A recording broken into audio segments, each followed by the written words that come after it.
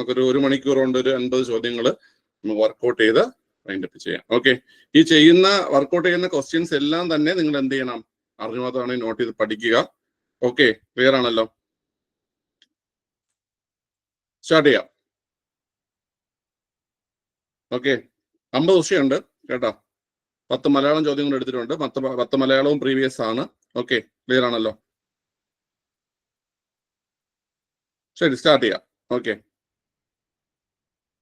ഒന്നാമത്തെ ചോദ്യം ഒന്ന് അറ്റൻഡ് ചെയ്തടാ. അറ്റൻഡ് ചെയ്തേ.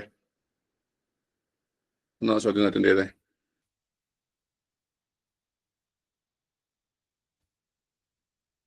ലോകത്തെ ഏറ്റവും ഉയരമുള്ള അംബേദ്കർ പ്രതിമ 2024 ജനുവരിയിൽ അനാവരണം ചെയ്ത നഗരം എന്നാണ് ചോദ്യം. ഓക്കെ, 2024 ജനുവരിയില് ലോകത്തിലെ ഏറ്റവും ഉയരമുള്ള അംബേദ്കർ പ്രതിമ എന്ത് ചെയ്തു, അനാവരണം ചെയ്തു. ആ ചെയ്ത നഗരം ഏതെന്നാണ് ചോദ്യം. പിള്ളേർ അറിയോ? പിള്ളേർ ഓപ്ഷൻ ബി വിജയവാഡയാണ് കേട്ടോ. ഓപ്ഷൻ ബി വിജയവാഡയാണ് ആൻസർ. വിജയവാഡ. ഓക്കെ, വിജയവാഡയിലാണ്. ഈ ക്വസ്റ്റ്യൻ നമ്മൾ മുമ്പ് ചെയ്തിട്ടുള്ളത് തന്നെയാണ്. വിജയവാഡയിലാണ് ലോകത്തിലെ ഏറ്റവും ഉയരമുള്ള അംബേദ്കർ പ്രതിമ അനാച്ഛാദനം ചെയ്തത്. ഓക്കെ, ഈ വിജയവാഡ ഏത് സംസ്ഥാനത്താ? വിജയവാഡ ഏത് സംസ്ഥാനത്താണ്ടാ? വിജയവാഡ ആന്ധ്രാപ്രദേശിലാണ് അല്ലെ? ആന്ധ്രാപ്രദേശിലാണ് വിജയവാഡ. ഈ ആന്ധ്രാപ്രദേശിന്റെ മുഖ്യമന്ത്രി ആരാണ്? ആർക്ക് പറയാം? ആന്ധ്രാപ്രദേശിലെ നിലവിലെ മുഖ്യമന്ത്രി ആരാണ്ടാ? നിലവിലെ ആന്ധ്രാപ്രദേശ് മുഖ്യമന്ത്രി എൻ ചന്ദ്രബാബു നായിഡു ആണ് അല്ലെ? എൻ ചന്ദ്രബാബു നായിഡു ആണ് ആന്ധ്രാപ്രദേശിലെ നിലവിലെ മുഖ്യമന്ത്രി. നിലവിലെ ആന്ധ്രാപ്രദേശ് മുഖ്യമന്ത്രി എൻ ചന്ദ്രബാബു നായിഡു ആണ്. നിലവിലെ തെലങ്കാന മുഖ്യമന്ത്രി ആരാണ്? തെലങ്കാന മുഖ്യമന്ത്രി ആരാണ്? ആ തെലങ്കാന മുഖ്യമന്ത്രിയുടെ പേര് രേവന്ത് റെഡ്ഡി എന്നാണ് കേട്ടോ. രേവന്ത് റെഡ്ഡി എന്നാണ് തെലങ്കാന മുഖ്യമന്ത്രിയുടെ പേര്. ഓക്കെ, അപ്പൊ ചോദ്യം ഒന്ന് പഠിക്കുക. ലോകത്തിലെ ഏറ്റവും ഉയരമുള്ള അംബേദ്കർ പ്രതിമ 2024 ജനുവരിയിൽ അനാവരണം ചെയ്തത് വിജയവാഡയിലാണ്. വിജയവാഡ ആന്ധ്രാപ്രദേശിലാണ്. നിലവിലെ ആന്ധ്രാപ്രദേശ് മുഖ്യമന്ത്രി എൻ ചന്ദ്രബാബു നായിഡു ആണ്. നിലവിലെ തെലങ്കാന മുഖ്യമന്ത്രി രേവന്ത് റെഡ്ഡിയാണ്. ഈ രണ്ടാൾക്കാരും പേര് ഓർത്തിരിക്കുക, കറണ്ട് അഫയേഴ്സിൽ ചോദ്യം വരും. ഓക്കെ, അടുത്ത ഈ അംബേദ്കറുടെ ജന്മദിനം ഏതെന്നറിയോടാ? അംബേദ്കറുടെ ജന്മദിനം നമ്മൾ ഇന്ത്യയിൽ എന്തായിട്ട് ആചരിക്കുന്നത്?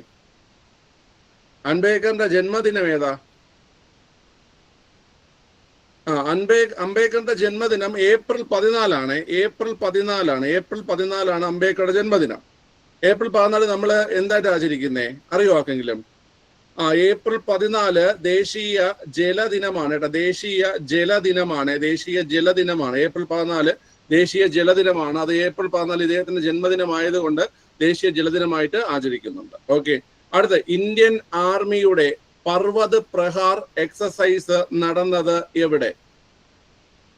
ഇന്ത്യൻ ആർമിയുടെ പർവ്വത് പ്രഹാർ എക്സസൈസ് നടന്നത് എവിടെയെന്നാണ് ചോദ്യം.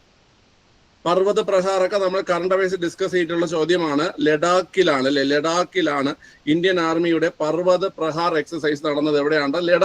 ലഡാക്കിലാണ് കേട്ടോ. ഓക്കെ, അടുത്ത ചോദ്യം. 2023 പത്മഭൂഷൺ മരണാനന്തര പുരസ്കാരം ലഭിച്ച ബാലകൃഷ്ണ ദോഷി ഏത് മേഖലയിൽ പ്രസിദ്ധനാണ്? 2023 പത്മഭൂഷണാണ്. 2023 പത്മഭൂഷൺ ഡിഗ്രി ലെവൽ പരീക്ഷയുള്ള ആൾക്കാരൊക്കെ 2023 പത്മഭൂഷണും 2024 2025 എല്ലാം നോക്കണം. ഓക്കെ, കറണ്ട് അഫയേഴ്സിൽ അത് പുറകിലോട്ടൊക്കെ ചോദ്യം വരും. 2023 24 25 ഒക്കെ നോക്കണം. ഓക്കെ, ക്ലിയർ ആണ്? അതെല്ലാം പഠിപ്പിക്കും നിങ്ങൾക്ക്. ഓക്കെ, ഇപ്പൊ അറിയാവോ ആർക്കെങ്കിലും ഈ പേരുടെ കേട്ടുണ്ടോ നിങ്ങൾ? വാസ്തുവിദ്യയാണ് കേട്ടോ. വാസ്തുവിദ്യ ഡിഗ്രി ലെവൽ പരീക്ഷയുള്ള ആൾക്കാർ ഇതും കൂടെയൊക്കെ നോക്കി വെക്കുക കേട്ടോ. ഓക്കെ, 2-3 വർഷത്തെ അവാർഡ്സ് എല്ലാം നോക്കി വെക്കണം. അടുത്ത് 33ാമത് സമ്മർ ഒളിമ്പിക്സിന്റെ ഭാഗ്യചിഹ്നം. 33ാമത് സമ്മർ ഒളിമ്പിക്സിന്റെ ഭാഗ്യചിഹ്നം. 33ാമത് സമ്മർ ഒളിമ്പിക്സിന്റെ ഭാഗ്യചിഹ്നം ഏതാണ്ട്? അത് ഫ്രീജസ് ആണ്. സമ്മർ ഒളിമ്പിക്സിന്റെ ഭാഗ്യചിഹ്നം ഫ്രീജസ് ആണ്. 33ാമത് സമ്മർ ഒളിമ്പിക്സ് നടന്നത് എവിടെയാണ്? 33ാമത് സമ്മർ ഒളിമ്പിക്സ് നടന്നത് പാരീസിലാണ് കേട്ടോ. പാരീസിലാണ് നടന്നത്. പാരീസിലാണ് 33ാമത് സമ്മർ ഒളിമ്പിക്സ് നടന്നത്. പാരീസിലാണ്. ഓക്കെ, ആദ്യത്തെ 3 സ്ഥാനക്കാരെ നമുക്കൊന്ന് പറഞ്ഞു നോക്കാം കേട്ടോ. അത് ചോദിക്കുന്നതാണ്. ആദ്യത്തെ 3 സ്ഥാനക്കാര് ഫസ്റ്റ് ആരായിരുന്നു? ഫസ്റ്റ് യു എസ് എ ആണ്. USA എത്ര ഗോൾഡ് ലഭിച്ചു? നമുക്ക് പരീക്ഷയിൽ ചോദിച്ചതാ. USA എത്ര ഗോൾഡ് ലഭിച്ചു? USA പിള്ളേരെ USA 40 ഗോൾഡ്. എത്ര സിൽവർ ലഭിച്ചു? 44 സിൽവർ. ഓക്കെ, എത്ര ബ്രോൺസ് ലഭിച്ചു? 42 ബ്രോൺസ്. ഓക്കെ, ഇത് മറക്കാതെ ഇടയ്ക്കിടയ്ക്ക് ഞാൻ പറഞ്ഞു തരുന്നത് ഇത് നിങ്ങൾക്ക് ചോദിക്കും കേട്ടോ. ഒളിമ്പിക്സ് ഒക്കെ നിങ്ങൾക്ക് ചോദിക്കും. അപ്പൊ USA 40 gold, 44 silver, 42 bronze, total 126 medal. Okay, ഇനി അടുത്ത് രണ്ടാമത് ആരായിരുന്നു? സെക്കൻഡ് ചൈനയായിരുന്നു. ചൈനയ്ക്ക് എത്ര ഗോൾഡ്? നമുക്ക് അത് ചോദിച്ചു. ചൈനയ്ക്കും USA ലഭിച്ച സ്വർണ്ണ മെഡലുകളുടെ എണ്ണം തുല്യമാണ്. അത് നമുക്ക് ചോദിച്ചതാണ്. ചൈനയ്ക്കും 40, USA-ക്കും 40, USA-ക്കും 40 ആണ്. ഓക്കെ, ഇനി ചൈനയ്ക്ക് എത്ര സിൽവർ എന്നാക്കിയ ഓർമ്മയുണ്ടാടാ? കറക്റ്റ് ആണ്, 27. ഇതൊക്കെ നല്ല ഓർമ്മ പറയാൻ പറ്റും. 27. എത്ര ബ്രോൺസ്? 22 ആണോ? 24 ബ്രോൺസ്. ഓക്കെ, ടോട്ടൽ എത്ര? ടോട്ടൽ കൂട്ടി പറഞ്ഞേ. 40, 27, 24. 40, 27, 24 കൂട്ടുമ്പോ എത്രടാ? 91 മെഡൽ. ഓക്കെ, മൂന്നാം സ്ഥാനം കൂടെ പറഞ്ഞിട്ട് നമുക്ക് പോവാം. മൂന്നാം സ്ഥാനം ആരാ? മൂന്നാം സ്ഥാനം ഇന്ത്യ.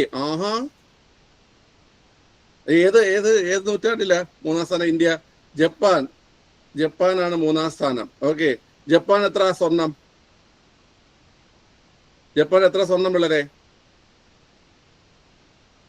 40ന്റെ പകുതി എത്രയാ? 20 സ്വർണം. 12 വെള്ളി, 13 വെങ്കലം കേട്ടോ. 20, 12, 13 ആണ് ജപ്പാന്റെ. ടോട്ടൽ എത്ര മെഡൽ? 45 മെഡൽ. ഓക്കെ, ഇന്ത്യ എത്രാം സ്ഥാനത്തുണ്ട്? ആദ്യ 10 ഇന്ത്യ ഉണ്ടോ? ഇല്ല. ഇന്ത്യ 71ാമത്തെ സ്ഥാനത്തായിരുന്നു. ഇന്ത്യക്ക് എത്ര ഗോൾഡാ? ഇന്ത്യക്ക് ഗോൾഡ് കിട്ടിയില്ലേ? ഇന്ത്യക്ക് ഗോൾഡ് കിട്ടിയില്ല, 0. സിൽവർ ഉണ്ടോ? ഒരേ ഒരു സിൽവർ. നീരജ് ചോപ്രയ്ക്ക് ലഭിച്ച ഒരേ ഒരു സിൽവർ. ഓക്കെ, എത്ര ബ്രോൺസ്? 5 ബ്രോൺസ്. ടോട്ടല് 6 മെഡലാണ് ഇന്ത്യക്ക് ലഭിച്ചത്. കേട്ടോ. ഓക്കെ പിള്ളേരെ, അപ്പൊ മറക്കാതെ ഈ കാര്യങ്ങളൊന്ന് ഓർത്ത് വെച്ചോണേ നിങ്ങൾ. ഓക്കെ, ഞാൻ ഒന്നുകൂടെ നിങ്ങൾക്കൊന്ന് പറഞ്ഞു തരാം. ഓക്കെ, മെഡൽ പട്ടികയാണ് പറഞ്ഞത്. ഒന്നാം സ്ഥാനത്ത് USA 40 സ്വർണം, 44 വെള്ളി, 42 വെങ്കലം, 126. രണ്ടാം സ്ഥാനത്ത് ചൈന 40 സ്വർണം, 27 വെള്ളി, 24 വെങ്കലം, 91 മെഡൽ. മൂന്നാം സ്ഥാനത്ത് ജപ്പാൻ 20 സ്വർണം, 12 വെള്ളി, 13 വെങ്കലം, 45. ഇന്ത്യ 71ാം സ്ഥാനത്താണ്. സ്വർണമില്ല, 1 വെള്ളിയും 5 വെങ്കലവും 6 മെഡലുകൾ. ഓക്കെ, മറക്കാതെ ഓർത്ത് വെച്ചോണം. ഈ ആദ്യത്തെ 3 ആൾക്കാരുടെ ഓർത്ത് വെച്ചോണം കേട്ടോ. ഹയർ ലെവൽ എക്സാം വരുമ്പോൾ കേട്ടോ, നമുക്ക് അതായത് 10th ലെവല് മെയിൻസിനൊക്കെ ചിലപ്പം തെറ്റായ ജോഡിയെന്നോ ശരിയായ ജോഡിയെന്നൊക്കെ ചോദിച്ചിട്ട് മെഡൽ പട്ടിക വരെ കയറി ചോദിക്കാം കേട്ടോ. എത്രത്തോളം നമുക്ക് ഈ കാര്യങ്ങളൊക്കെ ഓർത്തിരിക്കാൻ പറ്റും അത്രത്തോളം നല്ലതായിരിക്കും. ആർക്കും കിട്ടാത്ത മാർക്ക് കിട്ടും. ഓക്കെ, 2024 ഏപ്രിലിൽ പൊട്ടിത്തെറിച്ച റുവാങ് അഗ്നിപർവ്വതം ഏത് രാജ്യത്താണ്? കണ്ടുപിടിച്ചേ. റുവാങ് അഗ്നിപർവ്വതം ഏത് രാജ്യത്താണ് ഉള്ളത്? റുവാങ് അഗ്നിപർവ്വതം ഇന്തോനേഷ്യ. ഏത് രാജ്യത്താണ് പിള്ളേരെ? ഇന്തോനേഷ്യ. റുവാങ് അഗ്നിപർവ്വതം ഇന്തോനേഷ്യ. അടുത്ത് 53ാമത് സംസ്ഥാന ചലച്ചിത്ര അവാർഡിൽ മികച്ച ഗാനരചയിതാവായി തിരഞ്ഞെടുക്കപ്പെട്ടത് ആരാണ്? 53ാമത് സംസ്ഥാന ചലച്ചിത്ര അവാർഡിൽ മികച്ച ഗാനരചയിതാവായി തിരഞ്ഞെടുക്കപ്പെട്ടത് ആരാണ്? കിട്ടുന്നുണ്ടോ ആർക്കെങ്കിലും? ഒന്ന് ആലോചിച്ച് നോക്കിയേ. ഇവിടെ നമ്മൾ പഠിച്ചിട്ടുണ്ട്, എവിടെയൊക്കെയോ നമ്മൾ കേട്ടിട്ടുണ്ട് ഈ ചോദ്യം. നമ്മൾ റിവിഷൻ കിട്ടി. ഓക്കെ, റഫീഖ് അഹമ്മദ് ആണ്. റഫീഖ് അഹമ്മദാണ് കേട്ടോ. 53ാം സംസ്ഥാന ചലച്ചിത്ര അവാർഡില് മികച്ച ഗാനരചയിതാവായി തിരഞ്ഞെടുക്കപ്പെട്ടത് റഫീഖ് അഹമ്മദാണ്. അപ്പം 53ാമത് ചലച്ചിത്ര പുരസ്കാരവും 54ാമത് ചലച്ചിത്ര പുരസ്കാരം ഒക്കെ പഠിക്കാറുണ്ട്. കണ്ടവസ് നമുക്ക് ഡിസ്കസ് ചെയ്യാൻ ഇപ്പൊ കൂടുതൽ പറയുന്നില്ല. ഓക്കെ, ലോകബാങ്കിന്റെ സഹായത്തോടെ കേരളം നടപ്പിലാക്കുന്ന കാർഷിക മേഖല പുനർജീവന പദ്ധതി ഏതാണ്?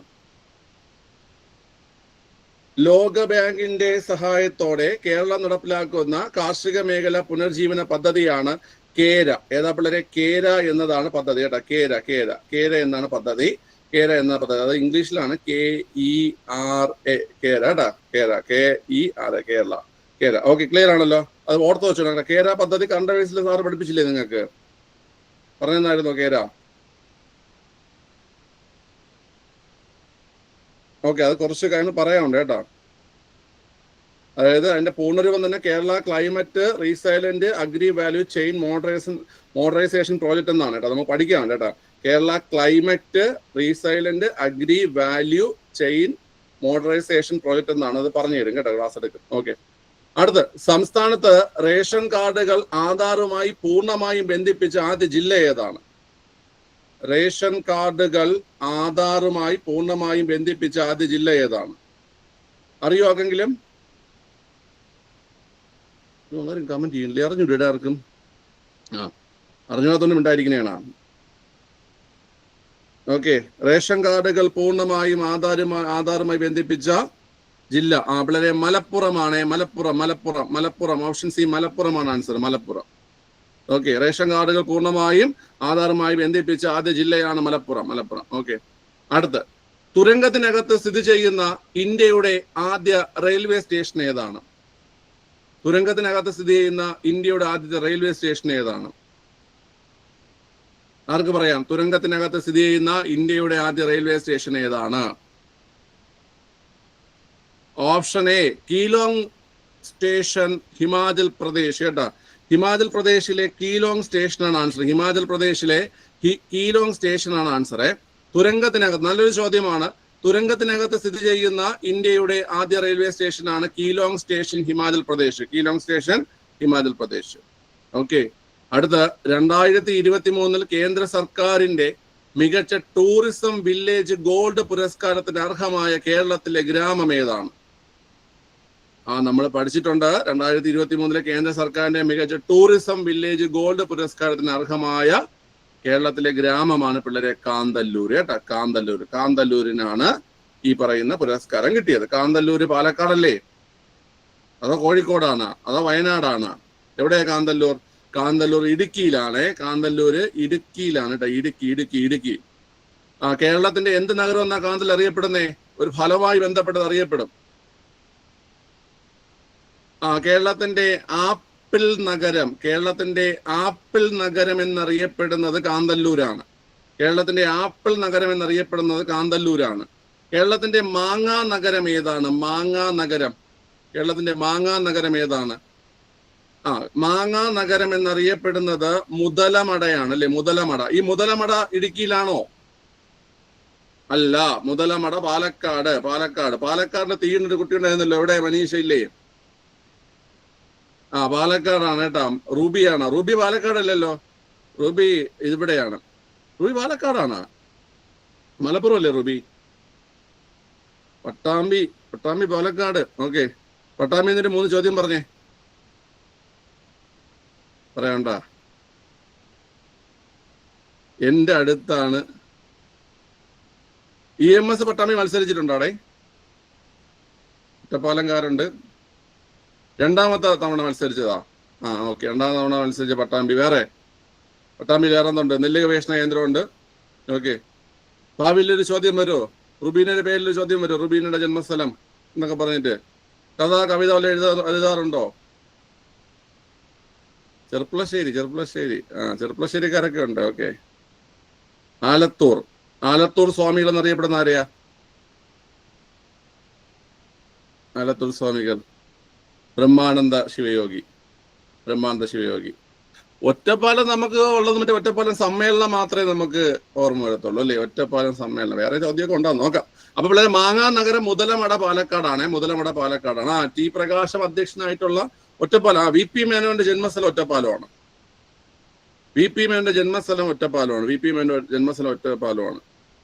ഓക്കെ, ശരി. അപ്പൊ അത് ഓർത്തിരിക്കേ. നമികാല KB മേനോൻ, ക്യാപ്റ്റൻ ലക്ഷ്മിയൊക്കെ ഇവിടെയാണോ? ഓക്കെ, പട്ടാമ്പി. നമികാല ചുരം എവിടെയാണ്?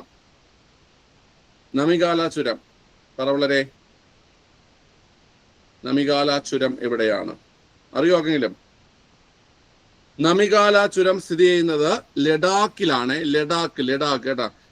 നമികാല ചുരം സ്ഥിതി ചെയ്യുന്നത് ലഡാക്കിലാണ് നമികാല ചുരം. ഓക്കെ, അടുത്ത് കാശ്മീർ താഴ്വരയുമായി ബന്ധപ്പെട്ട പ്രസ്താവനകളിൽ ശരിയായവ തിരഞ്ഞെടുക്കുക. ഹിമാദ്രിക്കും പീർപഞ്ചൽ പർവ്വതനിരയ്ക്കും ഇടയിൽ സ്ഥിതി ചെയ്യുന്നു. ചലം നദീതീരത്താണ് താഴ്വര രൂപപ്പെടുന്നത്. സഞ്ചാരികളുടെ സ്വർഗം എന്നറിയപ്പെടുന്നു. ദൈവങ്ങളുടെ താഴ്വര എന്നറിയപ്പെടുന്നു. ശരിയായിട്ടുള്ളത് തിരഞ്ഞെടുത്തേ. ഒന്നാമത്തെ ശരിയാണോ? ഹിമാദ്രിക്കും പീർപഞ്ചൽ പർവ്വതനിരയ്ക്കും ഇടയിലാണോ സ്ഥിതി ചെയ്യുന്നത്? അതെ, ഹിമാദ്രിക്കും പീർപഞ്ചൽ പർവ്വതനിരയ്ക്കും ഇടയിലാണ്. പിള്ളേരെ പഠിച്ചോണം. കാശ്മീർ താഴ്വര എവിടെ നേട്ടാൽ ഹിമാദ്രിക്കും പീർപഞ്ചൽ പർവ്വതനിരയ്ക്കും ഇടയിലാണ് കാശ്മീർ താഴ്വര സ്ഥിതി ചെയ്യുന്നത്. രണ്ടാമത്തത്, ചലം നദീതീരത്താണ് താഴ്വര രൂപപ്പെടുന്നത്. ശരിയോ തെറ്റോ? ചലം നദീതീരത്താണോ? അതെ, ചലം നദീതീരത്താണ് താഴ്വര രൂപപ്പെടുന്നത്. ഓക്കെ. സഞ്ചാരികളുടെ സ്വർഗം എന്നറിയപ്പെടുന്നത് കാശ്മീർ ആണോ? അതെ, സഞ്ചാരികളുടെ സ്വർഗം എന്നറിയപ്പെടുന്നത് കാശ്മീർ ആണ്. ദൈവങ്ങളുടെ താഴ്വര എന്നറിയപ്പെടുന്നത് കാശ്മീർ ആണോ? ദൈവങ്ങളുടെ താഴ്വര എന്ന വാലി ഓഫ് ഗോഡ്സ് എന്നറിയപ്പെടുന്നത് കുളു താഴ്വരയാണ്. കുളു താഴ്വര എവിടെ വളരെ? കുളു താഴ്വര എവിടെയാണ്? കുളു താഴ്വര ഹിമാചൽ പ്രദേശിലാണ് അല്ലെ? ഹിമാചൽ പ്രദേശിലാണ് കുളു താഴ്വര. ഓക്കെ, കൊള്ളാം, നിങ്ങൾ നന്നായിട്ട് പെർഫോം ചെയ്യുന്നുണ്ട്. Okay, next question. ലുധിയാന നഗരം ഏത് നദീതീരത്താണ്? ലുധിയാന നഗരം സത്ലജ് നദീതീരത്താണ് അല്ലെ? ലുധിയാന നഗരം സത്ലജ് നദീതീരത്താണ്. ഓക്കെ, ഈ ലുധിയാനയ്ക്ക് ഒരു ചോദ്യമുണ്ട്. എന്തെന്നറിയപ്പെടുന്നത് ലുധിയാനയ്ക്ക്? സൈക്കിൾ സിറ്റി എന്നറിയപ്പെടുന്ന, ഇന്ത്യയുടെ സൈക്കിൾ സിറ്റി എന്നറിയപ്പെടുന്നത് ലുധിയാനയാണ്. ഇന്ത്യയുടെ സൈക്കിൾ സിറ്റി എന്നറിയപ്പെടുന്നത്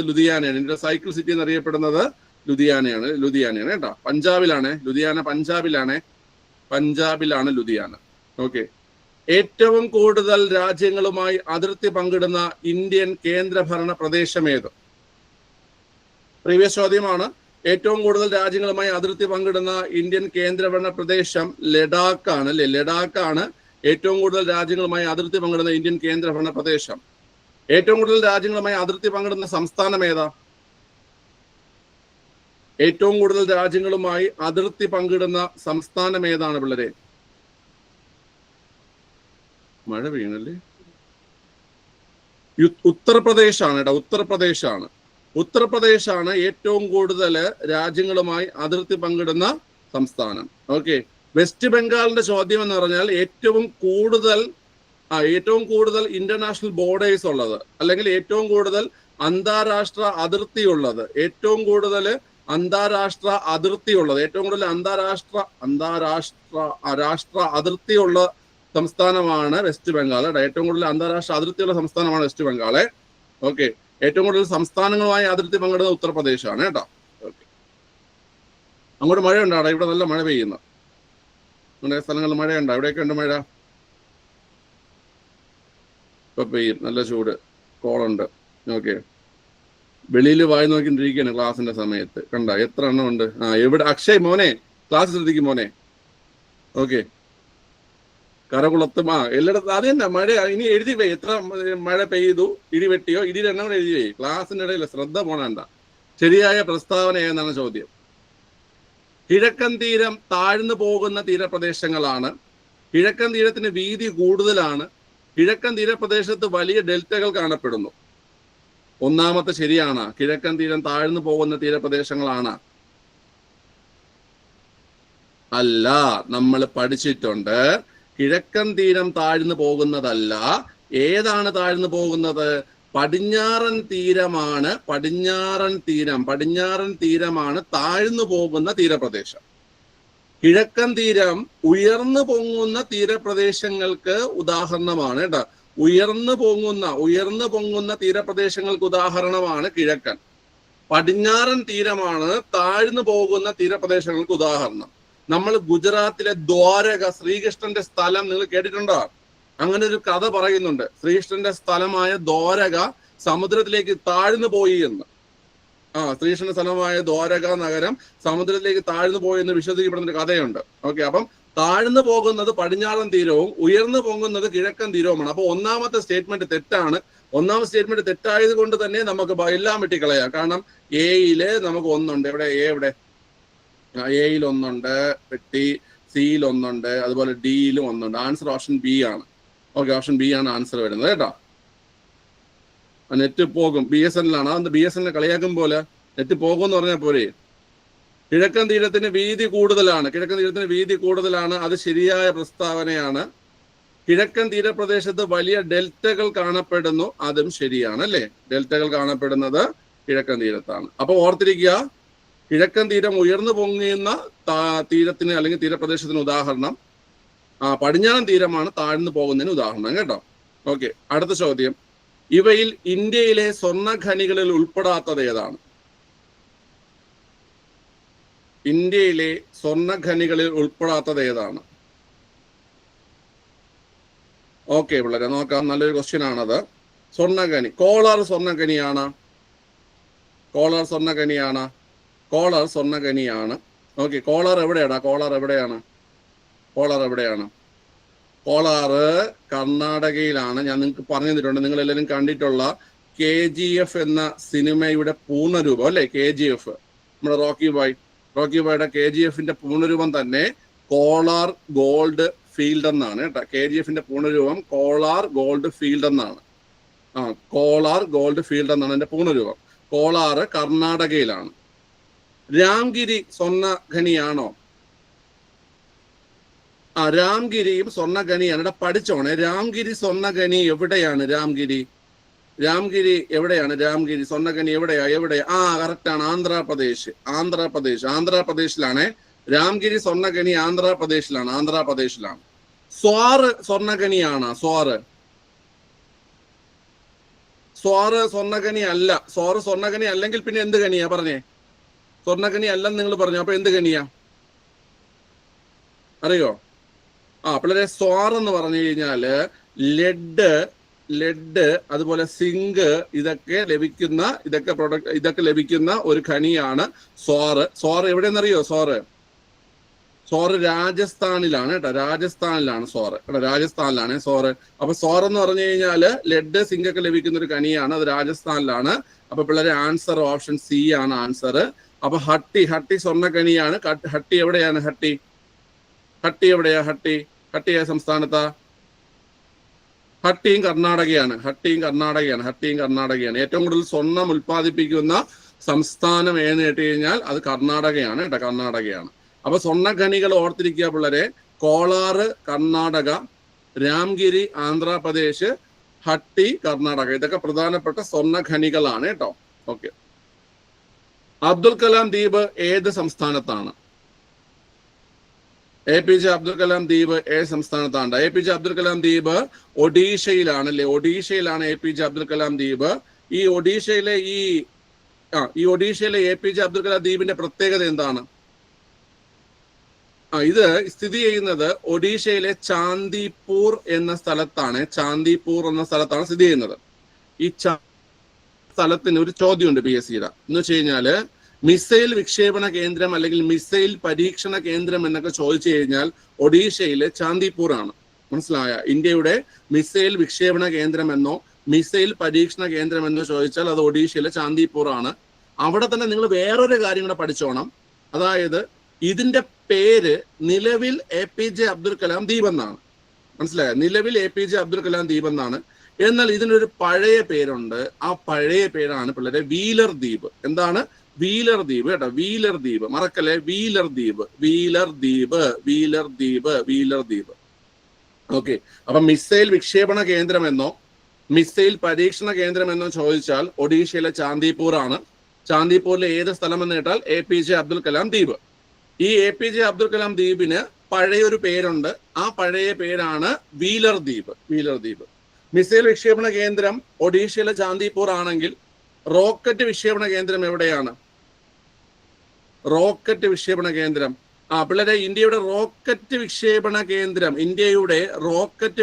കേന്ദ്രം തുമ്പയിലാണ് അല്ലെ? തുമ്പയിലാണ് റോക്കറ്റ് വിക്ഷേപണ കേന്ദ്രം. തുമ്പയിലാണ് റോക്കറ്റ് വിക്ഷേപണ കേന്ദ്രം. ഓക്കെ. ഉപഗ്രഹ വിക്ഷേപണ കേന്ദ്രം എവിടെയാണ്? ഉപഗ്രഹ വിക്ഷേപണ കേന്ദ്രം ഉപഗ്രഹ വിക്ഷേപണ കേന്ദ്രമാണ് ശ്രീഹരിക്കോട്ട ഉപഗ്രഹ വിക്ഷേപണ കേന്ദ്രമാണ്. 3 ചോദ്യങ്ങളാണ്, മൂന്ന് വ്യത്യസ്ത ചോദ്യങ്ങളാണ്. അതായത് ഒഡീഷയിലെ ചാന്ദിപ്പൂരിലെ APJ അബ്ദുൽ കലാം ദ്വീപ് അല്ലെങ്കിൽ വീലർ ദ്വീപ്, അത് മിസൈൽ വിക്ഷേപണ കേന്ദ്രം. തിരുവനന്തപുരം ജില്ലയിലെ തുമ്പ റോക്കറ്റ് വിക്ഷേപണ കേന്ദ്രം. ആന്ധ്രാപ്രദേശിലെ ബഹിരാകാശ തുറമുഖം എന്നറിയപ്പെടുന്ന, ഇന്ത്യയുടെ ബഹിരാകാശ തുറമുഖം എന്നറിയപ്പെടുന്ന ശ്രീഹരിക്കോട്ട ഉപഗ്രഹ വിക്ഷേപണ കേന്ദ്രമാണ്. ആ പോയിന്റ് മറക്കരുത്. ഇന്ത്യയുടെ ബഹിരാകാശ തുറമുഖം എന്നറിയപ്പെടുന്നത് ഏതാണ്ടാ? അത് ശ്രീഹരിക്കോട്ടയാണ് കേട്ടോ. ഓക്കെ. ശരിയായ ജോഡികൾ ഏതല്ല? സെയ്ദ് പഴവർഗ്ഗങ്ങൾ, റാബി പുകയില, കാരിഫ് നിലക്കടല. ചാടി നിൽക്കുക. സെയ്ദ് പഴവർഗ്ഗങ്ങൾ ശരിയാണോ? സെയ്ദ് പഴവർഗ്ഗങ്ങൾ ശരിയാണ്. റാബി പുകയില ശരിയാണ്. കാരിഫ് നിലക്കടല ശരിയാണ്. ഓക്കെ. അതായത് ഓപ്ഷൻ ഡി ആണ് ഇവയെല്ലാം എന്നതാണ് ആൻസർ കേട്ടോ. ഓപ്ഷൻ ഡി ആണ് ആൻസർ. ഓക്കെ. അടുത്തത്, ഏഷ്യാറ്റിക് ബ്ലാക്ക് ബിയറും ഹിമപ്പുലിയും ഏത് സംസ്ഥാനത്താണ് കാണപ്പെടുന്നത്? ഏഷ്യാറ്റിക് ബ്ലാക്ക് ബിയറും ഹിമപ്പുലിയും ഏത് സംസ്ഥാനത്താണ് കാണപ്പെടുന്നത്? സംസ്ഥാനമല്ല, ഏത് സ്ഥലം? സ്ഥലം. ഏഷ്യാറ്റിക് ബ്ലാക്ക് ബിയറും ഹിമപ്പുലിയും ഏത് സ്ഥലത്താണ് കാണപ്പെടുന്നത്? പഠിച്ചോണം, ഇമ്പോർട്ടന്റ് ആണ്. ഏഷ്യാറ്റിക് ബ്ലാക്ക് ബിയർ, ഹിമപ്പുലി. അതുപോലെ ഹിമപ്പുലി ഇതൊക്കെ കാണപ്പെടുന്നത് നന്ദാദേവി അതുപോലെ valley of flowers national park. Nanda Devi national പാർക്കിലും വാലി ഓഫ് ഫ്ലവേഴ്സ് നാഷണൽ പാർക്കിലുമാണ് കാണപ്പെടുന്നത്. നന്ദാദേവി നാഷണൽ പാർക്ക് അതുപോലെ valley of flowers national park. ഈ നന്ദാദേവി നാഷണൽ പാർക്ക് ഏത് സംസ്ഥാനത്താണ്? നന്ദാദേവി നാഷണൽ പാർക്ക് ഉത്തരാഖണ്ഡിലാണ്. വാലി ഓഫ് ഫ്ലവേഴ്സ് എവിടെയാണ്? വാലി ഓഫ് ഫ്ലവേഴ്സും ഉത്തരാഖണ്ഡിലാണ്. നന്ദാദേവി നാഷണൽ പാർക്കും അതുപോലെ തന്നെ വാലി ഓഫ് ഫ്ലവേഴ്സും എവിടെയാണ്? ഉത്തരാഖണ്ഡിലാണ്. നന്ദാദേവിയും വാലി ഓഫ് ഫ്ലവേഴ്സും എവിടെയാണ്? ഉത്തരാഖണ്ഡിലാണ്. ഓക്കെ. അടുത്ത ചോദ്യം, ഇവയിൽ ഉഷ്ണകാലത്തെ പ്രാദേശികവാദങ്ങൾ ഏതെല്ലാം? ഉഷ്ണകാലത്തെ പ്രാദേശികവാദങ്ങൾ ഏതെല്ലാം? ഓക്കെ. ഉഷ്ണകാലത്തെ പ്രാദേശികവാദങ്ങൾ ഒന്ന് കണ്ടുപിടിച്ചടാ പിള്ളേരെ. പിള്ളേരെ നോക്കാം. ഉഷ്ണകാലത്തെ പ്രാദേശികവാദങ്ങൾ, മാംഗോ ഷവർ ഉഷ്ണകാലത്ത് വീശുന്നതാണ്. ഓക്കെ. ലൂ ഉഷ്ണകാലത്ത് വീശുന്നതാണ്. ബ്ലോസം ഷവർ ഉഷ്ണകാലത്ത് വീശുന്നതാണ്. നോർവെസ്റ്ററും ഉഷ്ണകാലത്ത് വീശുന്നതാണ്. അതായത് ആൻസർ ഓപ്ഷൻ ഡി ഇവയെല്ലാമാണ്. ഓക്കെ. ഈ മാംഗോ ഷവറൊക്കെ നമ്മൾ പഠിച്ചിട്ടുണ്ട്. അതായത് നമുക്കറിയാം, മാങ്ങയൊക്കെ പച്ച പിടിക്കുന്ന അല്ലെങ്കിൽ മാങ്ങയൊക്കെ പഴുക്കുന്ന സമയം എന്ന് പറഞ്ഞു കഴിഞ്ഞാൽ ഈ പറയുന്ന ഏപ്രിൽ മെയ് സമയത്തല്ലേ മാങ്ങയൊക്കെ പാകമാകുന്നത്. അപ്പൊ ആ സമയത്ത് ഈ മാങ്ങ പൂക്കൾ ഇല്ലാതാകുന്നതിനും മാങ്ങ പഴുക്കാൻ സഹായിക്കുന്നതിനൊക്കെ കാരണമായിട്ടുള്ള ഒരു കാറ്റാണ് മാംഗോ ഷവർ എന്ന് പറയുന്നത്. മനസ്സിലായ? ഈ ബ്ലോസം ഷവർ എന്ന് പറഞ്ഞു കഴിഞ്ഞാൽ അതും ഈ പറയുന്ന കാപ്പിക്കുരുകൾക്ക് ഉപകാരപ്പെടുന്ന ഒരു കാറ്റാണ്. ഓക്കെ. ക്ലിയർ ആണല്ലോ? ലൂ, നോർവെസ്റ്റ് ഇതെല്ലാം നമുക്ക് പഠിക്കുകയാണ്. നമ്മൾ ജോഗ്രഫിയിൽ ഇത് പഠിക്കും. പറഞ്ഞു തുടങ്ങി ഒരുപാടുണ്ട് കേട്ടോ. അത് ഞാൻ ടോപ്പിക്കായിട്ട് എടുത്തു തരാം. ഓക്കെ. ക്ലിയർ ആണ്. അടുത്ത, ഇന്ത്യയിൽ പോലീസ് സംവിധാനം നടപ്പിലാക്കിയ ഭരണാധികാരി ആരാണ്? ഇന്ത്യയില് പോലീസ് സംവിധാനം നടപ്പിലാക്കിയ ഭരണാധികാരി ആരാണ്? പോലീസ് സംവിധാനം നടപ്പിലാക്കിയ ആരാ? ഇന്ത്യയിലെ പോലീസ് സംവിധാനം നടപ്പിലാക്കിയ ഭരണാധികാരിയാണ് കോൺവാലീസ്. ആരാണ്? കോൺവാലീസ് ആണ് പോലീസ് സംവിധാനം നടപ്പിലാക്കിയ ഭരണാധികാരി. ഓക്കെ. ഒരു പ്രധാനപ്പെട്ട പോയിന്റ് പഠിച്ചു വെച്ചോണേ. ഇന്ത്യൻ സിവിൽ സർവീസിന്റെ പിതാവ് എന്നറിയപ്പെടുന്നത് അല്ലെ? ഇന്ത്യൻ സിവിൽ സർവീസിന്റെ പിതാവ് എന്നറിയപ്പെടുന്നത് കോൺവാലീസ് ആണ്. ഇന്ത്യൻ സിവിൽ സർവീസിന്റെ പിതാവ് എന്നറിയപ്പെടുന്നത് കോൺവാലീസ് ആണ്. ഓക്കെ. എങ്കിൽ പറയടാ, അഖിലേന്ത്യാ സർവീസിന്റെ പിതാവാര്? All India സർവീസിന്റെ പിതാവാര്? അഖിലേന്ത്യാ സർവീസിന്റെ പിതാവ് പട്ടേലാണ്. സർദാർ വല്ലഭായ് പട്ടേലാണ്. ഇന്ത്യൻ സിവിൽ സർവീസിന്റെ പിതാവ് കോൺവാലിസും അഖിലേന്ത്യാ സർവീസിന്റെ പിതാവ് പട്ടേലുമാണ്. Okay, Indian civil service Cornwallis, അഖിലേന്ത്യാ സർവീസ് പട്ടേല്. ഇന്ത്യൻ റെയിൽവേയുടെ പിതാവ് ആരാണ്? ഇന്ത്യൻ റെയിൽവേയുടെ പിതാവ് ഇന്ത്യൻ റെയിൽവേയുടെ പിതാവ് ഡൽഹൌസി. ഇന്ത്യൻ റെയിൽവേയുടെ പിതാവ് ഡൽഹൌസി ആണ് ഇന്ത്യൻ റെയിൽവേയുടെ പിതാവ് എന്നറിയപ്പെടുന്നത്. Okay, next. ഇന്ത്യയുടെ വിദേശ നയത്തിന്റെ പ്രധാന തത്വങ്ങളിൽ ശരിയായത് ഏതെല്ലാം? ഇന്ത്യയുടെ വിദേശ നയത്തിന്റെ പ്രധാന തത്വങ്ങളിൽ ശരിയായത് ഏതെല്ലാം എന്നാണ് ചോദ്യം. വംശീയവാദത്തോടുള്ള വിദ്വേഷം ശരിയാണ്. വംശീയവാദത്തോട് നമുക്ക് വിദ്വേഷമാണ്. ഇന്ത്യയുടെ വിദേശ നയത്തിന്റെ പ്രധാന തത്വങ്ങളിൽ വംശീയവാദത്തോട് വിദ്വേഷമുണ്ട്. ഐക്യരാഷ്ട്ര സംഘടനയിൽ നമുക്ക് വിശ്വാസമുണ്ട്. സാമ്രാജ്യത്വത്തോടും കൊളോണിയൽ വ്യവസ്ഥയോടും നമുക്ക് എതിർപ്പുണ്ട്. വിദേശ സഹായത്തിന്റെ ആവശ്യകതയിലുള്ള ഊന്നൽ. ഇതെല്ലാം നമ്മുടെ ഇന്ത്യയുടെ വിദേശ നയത്തിന്റെ പ്രധാന തത്വങ്ങളാണ്. അതായത് ഓപ്ഷൻ എ ആണ് ആൻസർ. വളരെ മറക്കണ്ട. വംശീയവാദത്തോടുള്ള വിദ്വേഷം, ഐക്യരാഷ്ട്ര സംഘടനയുള്ള വിശ്വാസം, സാമ്രാജ്യത്വത്തോടും കൊളോണിയൽ വ്യവസ്ഥയോടുമുള്ള എതിർപ്പ്, വിദേശ സഹായത്തിന്റെ ആവശ്യകതയിലുള്ള ഊന്നൽ. ഇതെല്ലാം ഇന്ത്യൻ വിദേശ നയത്തിന്റെ പ്രധാന തത്വങ്ങളാണ്. എങ്കിൽ പറ പിള്ളേരെ, ആരാണ് ഇന്ത്യൻ വിദേശ നയത്തിന്റെ ശില്പി, അല്ലെങ്കിൽ ഇന്ത്യൻ ഫോറിൻ പോളിസിയുടെ ശില്പി എന്നറിയപ്പെടുന്ന ആരാണ്? ജവഹർലാൽ നെഹ്റു. ഇന്ത്യൻ വിദേശ നയത്തിന്റെ ശില്പി എന്നറിയപ്പെടുന്നത് വിദേശ നയത്തിന്റെ ശില്പി എന്നോ വിദേശ നയത്തിന്റെ പിതാവെന്നോ അറിയപ്പെടുന്നത് ജവഹർലാൽ നെഹ്റുവാണ്. ഓക്കെ, എങ്കിൽ പറ, ഇന്ത്യൻ വിവര സാങ്കേതിക വിദ്യയുടെ പിതാവ് എന്നറിയപ്പെടുന്നത്, father of Indian information technology ആരാണ്? രാജീവ് ഗാന്ധിയാണ്. Father of Indian information technology Rajiv Gandhi. Father of Indian foreign policy അത് ജവഹർലാൽ നെഹ്റു ആണ്. ഇന്ത്യൻ സിവിൽ സർവീസിന്റെ പിതാവ് കോൺവാലിസ് ആണ്. ഓൾ ഇന്ത്യ സർവീസിന്റെ പിതാവ് പട്ടേലാണ്. ഇന്ത്യൻ റെയിൽവേയുടെ പിതാവ് ഡൽഹൌസി. ഓക്കെ, ഇമ്പോർട്ടന്റ് ആണ് ഈ പറഞ്ഞ 5 ചോദ്യങ്ങൾ. നെക്സ്റ്റ്, വിവിധോദ്ദേശ സ്കൂളുകൾ രൂപീകരിക്കാൻ ശുപാർശ ചെയ്ത വിദ്യാഭ്യാസ കമ്മീഷൻ. ഏതാണ്? വിവിധോദ്ദേശ സ്കൂളുകൾ രൂപീകരിക്കാൻ ശുപാർശ ചെയ്ത വിദ്യാഭ്യാസ കമ്മീഷൻ ഏത്? ഒന്ന് ആലോചിച്ച് നോക്കിയാൽ, നമ്മൾ വിദ്യാഭ്യാസ കമ്മീഷനൊക്കെ പല തവണ റിവിഷൻ ചെയ്തിട്ടുള്ളതാണ്. നിങ്ങൾക്ക് പഠിക്കാൻ തന്നിട്ടുള്ളതാണ്. പഠിച്ച കാര്യങ്ങൾ വീണ്ടും റിവിഷൻ ചെയ്യുക, ഇല്ലെങ്കിൽ നിങ്ങൾ മറന്നു പോകും. പോത്താരി വിവിധോദ്ദേശ സ്കൂളുകൾ പറഞ്ഞിട്ടില്ല. വളരെ മുതലിയാർ കമ്മീഷൻ ആണ് കേട്ടോ. മുതലിയാർ കമ്മീഷൻ.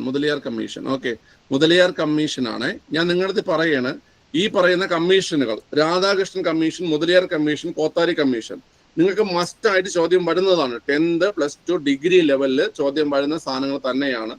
നിങ്ങൾ പരീക്ഷയ്ക്ക് പോകുന്നതിന് മുമ്പ് ഈ 3 കമ്മീഷനുകളും ഉറപ്പായിട്ടും റിവിഷൻ ചെയ്തിട്ടേ പോകാവൂ. വളരെ ഇമ്പോർട്ടന്റ് ആണ്. കാരണം വിദ്യാഭ്യാസത്തെക്കുറിച്ച്, സ്വാതന്ത്ര്യാനന്തര ഇന്ത്യയിലെ വിദ്യാഭ്യാസത്തെക്കുറിച്ച് നിങ്ങളുടെ സിലബസിൽ ഉള്ളതാണ്. അതോടൊപ്പം തന്നെ ഈ ഒരു കമ്മീഷനുകൾ, വിദ്യാഭ്യാസ കമ്മീഷനുകൾ മസ്റ്റായിട്ട് ചോദിക്കുന്നതാണ്. രാധാകൃഷ്ണൻ, മുതലിയാർ, കോത്താരി, അവരുടെ ആ ഒരു ശുപാർശകള്, ഇതെല്ലാം നമുക്ക് SCERT ഒരു ടേബിളിലുണ്ട്. ആ ടേബിൾ മസ്റ്റായിട്ട് നിന്ന് പഠിച്ചോണം കേട്ടോ. ഓക്കെ, ക്ലിയർ ആണ്. സാന്താൾ കലാപം നടന്ന വർഷം 1855 സാന്താൾ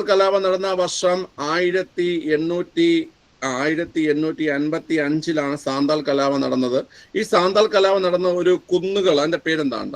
സാന്താൾ കലാപം നടന്ന ആ ഒരു ഹിൽസിനെ പറയുന്നത് രാജ്മഹൽ കുന്നുകൾ അല്ലെ പിള്ളേരെ? രാജ്മഹൽ കുന്നുകളാണ് സാന്താൾ കലാപം. ഈ സാന്താൾ കലാപവുമായി ബന്ധപ്പെട്ടിട്ടുള്ള 2 വ്യക്തികൾ ആരൊക്കെയാണ്? സിദ്ധുവും കാനുവും അല്ലെ? സാന്താൾ കലാപവുമായി ബന്ധപ്പെട്ടിട്ടുള്ള മുർമു സഹോദരന്മാരാണ് സിദ്ധു, അതുപോലെ കാനു. സിദ്ധു കാനു. സാന്താൾ കലാപവുമായി ബന്ധപ്പെട്ടിട്ടുള്ള 2 വ്യക്തികളാണ് സിദ്ധു, കാനു. ഓക്കെ, ഇനി ഈ ജാലിയൻ വാലാബാഗ് കൂട്ടക്കൊലയായിട്ട് ബന്ധപ്പെട്ടിട്ടുള്ള 2 ആൾക്കാരുണ്ട്. കാരണം അവർ അറസ്റ്റ് ചെയ്തതിനെ തുടർന്നിട്ടാണ് ഈ ജാലിയൻ വാലാബാഗില് ഈ ആൾക്കാരെല്ലാം ഒത്തുകൂടിയത്. അതിനെ പ്രതിഷേധിക്കാൻ വേണ്ടിയിട്ടാണ്. ഡോക്ടർ സത്യപാലും, ആ 2 പേര് പഠിച്ചോണേ. ജാലിയൻ വാലാബാഗ് കൂട്ടക്കൊലയ്ക്ക് കാരണമായത് ഈ രണ്ട് വ്യക്തികളുടെ അറസ്റ്റാണ്. ഒന്ന് ഡോക്ടർ സത്യപാല്, സത്യപാല്. ഓക്കെ, രണ്ടാമത്തെ ആളുടെ പേര് സെയ്ഫുദ്ദീൻ കിച്ചിലു. സെയ്ഫുദ്ദീൻ കിച്ചിലു എന്ന വ്യക്തിയാണ് രണ്ടാമത്തെ ആള്. അതായത് ഈ രണ്ട് വ്യക്തികളെ അറസ്റ്റ് ചെയ്തതിനെതിരെ പ്രതിഷേധിക്കാൻ വേണ്ടിയിട്ടാണ് ജാലിയൻ വാലാബാഗിലെ പാവപ്പെട്ട ആൾക്കാർ വന്നത്. ഓക്കെ, അപ്പൊ അതുകൊണ്ട് ഇവര് രണ്ടുപേരെയും ജാലിയൻ വാലാബാഗ് കൂട്ടക്കൊലയുമായി ബന്ധപ്പെട്ടാണ് പഠിച്ചിരിക്കുന്നത്, ഡോക്ടർ സത്യപാലും സെയ്ഫുദ്ദീൻ കിച്ചിലു. കാരണം ഇവരാണ് റൗലറ്റ് ആക്ടിനെതിരെ പ്രതിഷേധ പരിപാടികൾ നടത്തിയത് കൊണ്ട് ഇവരെ ബ്രിട്ടീഷ് പോലീസ് അറസ്റ്റ് ചെയ്യുകയാണ് ഉണ്ടായത്. എന്നാൽ സിദ്ധുവും കാനുവും ഈ പേരിട്ട് നിങ്ങൾക്ക് പരീക്ഷയ്ക്ക് വരാറുണ്ട്. സിദ്ധുവും കാനുവും വരുന്നത് സാന്താൾ കലാപം, സത്യപാലും സെയ്ഫുദ്ദീൻ കിച്ചിലുവും വരുന്നത് ഏതിനാണ്ട് ജാലിയൻ വാലാബാഗ് കൂട്ടക്കൊലയുമായി ബന്ധപ്പെട്ടാണ്. ഓക്കെ, പഠിച്ചോണേ. ഓക്കെ, നെക്സ്റ്റ് ചേരുംപടി ചേർക്കുക. പെട്ടെന്നൊന്ന് ചേരുംപടി ചേർത്തേടെ, ഒന്ന് വേഗത്തിലായിക്കോട്ടെ. ചേരുംപടി ചേർക്കേ.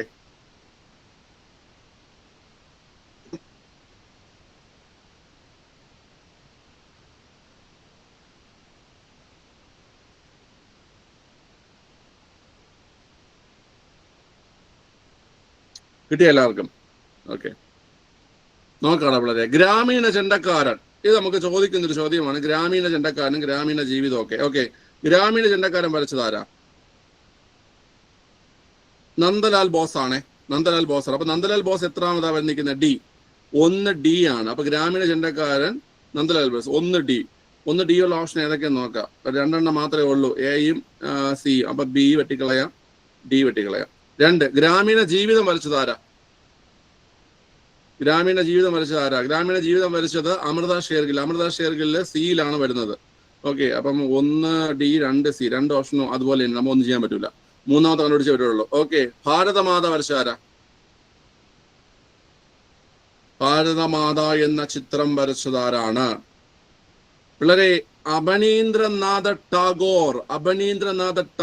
ഭാരത് മാത എന്ന ചിത്രം വരച്ചത് അബനീന്ദ്രനാഥ ടാഗോർ. ഓക്കെ, അഹല്യ എന്ന ചിത്രം വരച്ചത് Raja Ravi Varma. Answer option C. 4 important ആണ്. ഗ്രാമീണ ചെണ്ടക്കാരൻ നന്ദലാൽ ബോസ് ആണ്. ഗ്രാമീണ ജീവിതം അമൃത ഷേർഗിലാണ്. അതുപോലെ ഭാരത് മാത എന്ന ചിത്രം അബനീന്ദ്രനാഥ ടാഗോർ. അതുപോലെ അഹല്യ എന്ന ചിത്രം വരച്ചത് രാജാ രവിവർമ്മ. ഓക്കെ, ക്ലിയർ ആണ്. അടുത്ത ആര് പിടിക്കുമെന്ന് നോക്കാം. ആരുടെ കൃതിയാണ് ഖൂബർ ഇ ഖദിർ? കറക്കി കുത്തി മാർക്ക് കളയണ്ട, അറിയാമെങ്കിൽ മാത്രം കമന്റ് ചെയ്താൽ മതി. ഖൂബർ ഇ ഖദിർ എന്ന കൃതി ആരുടേതാണ്? ഖാൻ അബ്ദുൽ ഗാഫർ ഖാന്റെ മണ്ടയെ കൊണ്ട് വെക്കരുതേ. ആണെങ്കിൽ നിങ്ങൾ ഖുദായി ഖിദ്മത് ഖർ എന്ന് കേട്ടോണ്ട? ഖുദായി ഖിദ്മത് ഖർ എന്ന് കേട്ടോണ്ട നിങ്ങള്? എന്തായി ഖുദായി ഖിദ്മത് ഖർ? What is ഖുദായി ഖിദ്മത് ഖർ? ആരുടെ സംഘടന ഖുദായി ഖിദ്മത് ഖർ? ഖാൻ അബ്ദുൽ ഗാഫർ ഖാന്റെ സംഘടനയാണ് ഖുദായി ഖിദ്മത് ഖർ. ഓക്കെ, ഇത് ഖൂബർ ഇ ഖദിർ എന്ന കൃതിയാണ്. മൗലാന അബുൽ കലാം ആസാദ്. മൗലാന അബുൽ കലാം ആസാദിനെ നിങ്ങൾക്ക് ചോദിക്കുന്ന ഒരു ചോദ്യം ഞാൻ പറഞ്ഞുതരാം കേട്ടാ. അതായത് അദ്ദേഹത്തിന്റെ ജന്മദിനം നവംബർ 11. SC അടിയിൽ എടുത്തിട്ടുണ്ട്, പരീക്ഷയ്ക്ക് സ്ഥിരം ചോദിക്കാറുണ്ട്. നവംബർ 11 ദേശീയ വിദ്യാഭ്യാസ ദിനമായിട്ട് ആചരിക്കുന്നു. നവംബർ 11 ദേശീയ വിദ്യാഭ്യാസ ദിനം. ഓക്കെ, മൗലാന അബുൽ കലാം ആസാദിന്റെ ജന്മദിനം. സ്വതന്ത്ര ഇന്ത്യയിലെ ആദ്യത്തെ വിദ്യാഭ്യാസ വകുപ്പ് മന്ത്രി. ഓക്കെ, എങ്കിൽ പറ, ഏത് വർഷം മുതലാണ് നമ്മൾ ഇത് ആചരിച്ചു തുടങ്ങിയത്? ഏത് വർഷം മുതലാണ് നവംബർ 11 ദേശീയ വിദ്യാഭ്യാസ ദിനമായി? കറക്റ്റ് ആണ്, 2008. 2008 മുതലാണ് നവംബർ 11 ദേശീയ വിദ്യാഭ്യാസ ദിനമായി ആചരിച്ചു തുടങ്ങിയത്. മൗലാന അബുൽ കലാം ആസാദിന്റെ, സ്വതന്ത്ര ഇന്ത്യയിൽ ആദ്യത്തെ വിദ്യാഭ്യാസ വകുപ്പ് മന്ത്രിയായ മൗലാന അബുൽ കലാം ആസാദിന്റെ ജന്മദിനമാണ്. അപ്പൊ മറക്കണ്ട, ഖൂബർ ഇ ഖദിർ എന്ന പുസ്തകം എഴുതിയത് അല്ലെങ്കിൽ കൃതി എഴുതിയത് മൗലാന അബുൽ കലാം ആസാദ് ആണ്. ഖുദായി ഖിദ്മത് ഖർ എന്ന സംഘടന രൂപീകരിച്ചത് ഖാൻ അബ്ദുൽ ഗാഫർ ഖാൻ, അതിർത്തി ഗാന്ധി. ഓക്കെ, അടുത്ത, ഇന്ത്യൻ നാഷണൽ കോൺഗ്രസിന്റെ ആദ്യ സമ്മേളനം നടത്താൻ തീരുമാനിച്ചിരുന്ന സ്ഥലം ഏതാണ്? ഇന്ത്യൻ നാഷണൽ കോൺഗ്രസിന്റെ ആദ്യ സമ്മേളനം നടത്താൻ തീരുമാനിച്ചിരുന്ന സ്ഥലം പൂനെയാണ്. പിന്നെ എന്തുകൊണ്ട് മാറ്റി? പൂനെയിൽ നിന്ന് എന്തുകൊണ്ട് മാറ്റി? പൂനെയിൽ എന്ത് പടർന്നു പിടിച്ചു? പ്ലേഗ് പടർന്നു പിടിച്ചു. പ്ലേഗ് പടർന്നു പിടിച്ചത് കൊണ്ട് ആദ്യ സമ്മേളനം നടന്നത് എവിടെയാണ്? ബോംബെയിലാണ്. ബോംബെയിലാണ് ആദ്യ സമ്മേളനം നടന്നത്. നടത്താൻ തീരുമാനിച്ചിരുന്നത് പൂനെയില്, നടന്നത് ബോംബെയില്. അടുത്ത ചോദ്യം, 1857 കലാപത്തിന്റെ ഫലമായി ബ്രിട്ടീഷുകാർ അവരുടെ നയങ്ങളിൽ വരുത്തിയ മാറ്റങ്ങൾ ഏതെല്ലാം വിധത്തിലാണ്? 1857 കലാപത്തിന്റെ ഫലമായി ബ്രിട്ടീഷുകാർ അവരുടെ നയങ്ങളിൽ വരുത്തിയ മാറ്റങ്ങൾ ഏതെല്ലാം വിധത്തിലാണ്? കണ്ടുപിടിച്ചേ. ശ്രദ്ധിക്കുക, നമ്മള് മുമ്പ് പഠിച്ചിട്ടുള്ള കുറേ കാര്യങ്ങളുണ്ട് കേട്ടോ. അതിൻ്റെ കൂടെ ആഡ് ചെയ്ത് കളക്ട് ചെയ്ത് പഠിക്കേണ്ട കുറച്ച് കാര്യം ഇവിടെ വരുന്നുണ്ട്. നമ്മള് ദത്തവകാശ നിരോധന നിയമം നിർത്തലാക്കി എന്നുള്ള കാര്യം നമ്മൾ കോൺഫിഡൻസോടെ തന്നെ നമുക്ക് കിട്ടും. ശരിയാണ്, ദത്തവകാശ നിരോധന നിയമം നിർത്തലാക്കി. അതായത് 87 വിപ്ലവത്തെ തുടർന്ന് നമ്മുടെ 858 ഈ പറയുന്ന ഗവൺമെന്റ് ഓഫ് ഇന്ത്യ ആക്ട് വരികയും, ഓക്കെ, ഗവർണർ ജനറൽ എന്ന പദവി മാറി വൈസ്രോയ് ആയത്, ഇതൊക്കെ നമുക്കറിയാം. അതോടൊപ്പം തന്നെ നിങ്ങൾ ഇതാ ഈ 2 പോയിന്റും കൂടെ കൂട്ടിച്ചേർത്ത് പഠിച്ചോണേ. ജമീന്ദാർമാരുടെയും ഭൂ ഉടമകളുടെയും അവകാശങ്ങൾ കൂടുതൽ മെച്ചപ്പെടുത്തി. ജമീന്ദാർമാരുടെയും ഭൂ ഉടമകളുടെയും അവകാശങ്ങൾ കൂടുതൽ മെച്ചപ്പെടുത്തി. ഓക്കെ, ജനങ്ങളുടെ മതകാര്യങ്ങളിൽ ഇടപെടില്ലെന്ന് ബ്രിട്ടീഷ് രാജ്ഞി ഉറപ്പ് നൽകി. ഇത് പഠിച്ചോണം, നിങ്ങൾക്ക് ഇത് ആവശ്യമായിട്ടുള്ളതാണ്. 57 കലാപത്തിന് ശേഷം ഉണ്ടായ കാര്യങ്ങളാണ്. ദത്തവകാശ നിരോധന നിയമം നിർത്തലാക്കി, ജമീന്ദാർമാരുടെയും ഭൂവുടമകളുടെയും അവകാശങ്ങൾ കൂടുതൽ മെച്ചപ്പെടുത്തി, ജനങ്ങളുടെ മതകാര്യങ്ങളിൽ ഇടപെടില്ല എന്ന് ബ്രിട്ടീഷ് രാജ്ഞി ഉറപ്പ് നൽകി. അതായത് ആൻസർ ഓപ്ഷൻ ഡി ആണ്, മുകളിൽ പറഞ്ഞവയെല്ലാം. ഓക്കെ, ഇത് ആ ഒരു ഭാഗത്തേക്ക് ആഡ് ചെയ്ത് പഠിക്കുക, ഇമ്പോർട്ടൻ്റ് ആണ്. അടുത്ത ക്വസ്റ്റ്യൻ, ബംഗാളിലെ സ്വദേശി പ്രസ്ഥാനത്തിന്റെ പ്രധാന നേതാക്കളിൽ പെടാത്തതാര്? ബംഗാളിലെ സ്വദേശി പ്രസ്ഥാനത്തിന്റെ പ്രധാന നേതാക്കളിൽ പെടാത്തതാര്? അരബിന്ദ ഘോഷ് സ്വദേശി പ്രസ്ഥാനത്തിന്റെ പ്രധാന നേതാവായിരുന്നോ? ആയിരുന്നു. അരബിന്ദ, ഈ പേര് തന്നെ തെറ്റാണ്. PSC ഉൾപ്പെടെ ഇങ്ങനെ അരബിന്ദ ഘോഷ് എന്നാണ് ഇടുന്നത്. അരബിന്ദോ ഘോഷ് എന്നാണ്, അരബിന്ദോ ഘോഷ് എന്നാണ്. ഓക്കെ, PC റോയ്, പ്രഫുല്ലചന്ദ്ര റോയ് സ്വദേശി കെമിക്കൽസ് ആണ്. രവീന്ദ്രനാഥ ടാഗോർ ആണ്. VD സവർക്കർ അല്ല. ഓപ്ഷൻ സി ആണ് ആൻസർ. VD സവർക്കർ ആണ് ആൻസർ. VD സവർക്കർ. ഓക്കെ, അടുത്ത്, ചൗരി ചൗര സംഭവവുമായി ബന്ധപ്പെട്ട് ഗാന്ധിജിയെ തടവിലാക്കിയ ജയിൽ. ചൗരി ചൗര സംഭവവുമായി ബന്ധപ്പെട്ട് ഗാന്ധിജിയെ തടവിലാക്കിയ ജയിൽ ആഗാഖാൻ കൊട്ടാരത്തിലാണോടാ? ആഗാഖാൻ കൊട്ടാരത്തിലാണോ? ഒന്ന് ആലോചിച്ച് നോക്കിയേ. അല്ല, യർവാദ ജയിൽ. യർവാദ ജയിൽ എവിടെയാണ്? യർവാദ ജയിൽ ഏത് സ്ഥലത്താണ്? യർവാദ ജയിൽ പൂനെ. യർവാദ ജയിൽ പൂനെയാണ്. പൂനെ. ഓക്കെ, പിള്ളേരെ ഞാൻ ചോദിക്കട്ടെ, ചൗരി ചൗരയായിട്ട് ബന്ധപ്പെട്ട് PSC ഏറ്റവും കൂടുതൽ ചോദിക്കുന്ന ചോദ്യം എന്താണ്? ചൗരി ചൗരയായിട്ട് ബന്ധപ്പെട്ട് PSC ഏറ്റവും കൂടുതൽ ചോദിക്കുന്ന ചോദ്യം എന്താണ്? അത് തന്നെയാണ്, ഗാന്ധിജി നിസ്സഹകരണ പ്രസ്ഥാനം നിർത്തലാക്കാൻ കാരണമായ സംഭവം ഏതാണ്? ഗാന്ധിജി നിസ്സഹകരണ പ്രസ്ഥാനം നിർത്തലാക്കാൻ കാരണമായ സംഭവമാണ് ചൗരി ചൗര സംഭവം. ചൗരി ചൗര സംഭവം. ഓക്കെ, ക്ലിയർ ആണല്ലോ. ഏത് വർഷം എന്നൂടെ പറഞ്ഞേ. ഏത് വർഷം ചോദിക്കും. ഏത് വർഷം എന്നിട്ടാൽ 1922. 1922 ഫെബ്രുവരി 5 ഡേറ്റ്. 1922 ഫെബ്രുവരി 5 ഓക്കെ, ഏത് സംസ്ഥാനത്താണ് ചൗരി ചൗര സംഭവം നടന്നേ? ഉത്തർപ്രദേശിലാണ് നടന്നത്. അതായത് അവിടുത്തെ ജനങ്ങള് ആ ചൗരി ചൗര എന്ന ഗ്രാമത്തിലെ പോലീസ് സ്റ്റേഷൻ ആക്രമിക്കുകയും 22 പോലീസുകാരെ തീക്കിട്ട് അല്ലെങ്കിൽ തീ കൊളുത്തി കൊല്ലുകയും ചെയ്തു. മനസ്സിലായി? 22 പോലീസുകാരെ തീ കൊളുത്തി കൊല്ലുകയും ചെയ്ത സംഭവം അറിയപ്പെടുന്നതാണ് ചൗരി ചൗര സംഭവം. PSC ഏറ്റവും കൂടുതൽ ചോദിക്കുന്ന ചോദ്യം, ഗാന്ധിജി നിസ്സഹകരണ സമരം അവസാനിപ്പിക്കാൻ കാരണമായ സംഭവം ഏതാണ്? ചൗരി ചൗര സംഭവമാണ്. അതേ തുടർന്ന് ഗാന്ധിജി തടവിലാക്കിയ ജയിലാണ് യർവാദ ജയിൽ. ഓക്കെ, ഭരണഘടന എഴുതി തയ്യാറാക്കാൻ നിയമിച്ച കമ്മിറ്റി ഏതാണ്?